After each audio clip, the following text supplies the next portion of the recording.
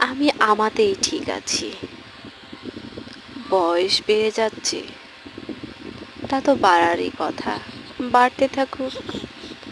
চোখে নিজ কালি পড়ে যাচ্ছে, পড়ুক না। কাছের মানুষ সে তো পর হবেই, আজ নয়তো কাল, হতে দিন। কই, আগে তো কেউ বলেনি নিজেকে পরিবর্তন করো।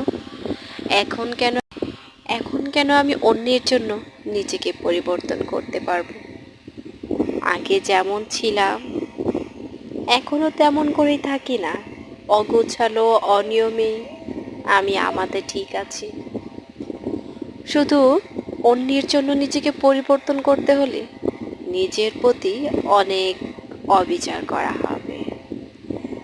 নিজের চোখের শান্তির জন্য, চোখের আরামের জন্য হলেও নিজের নিজের জন্য নিজেকে গোছাতে হবে।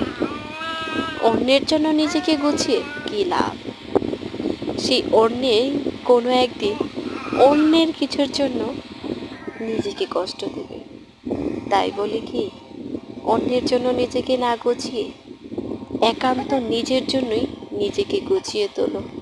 তাহলে দেখবে ঠিক নিজেই কোনো না কোনো কারণে শান্তি পাচ্ছ।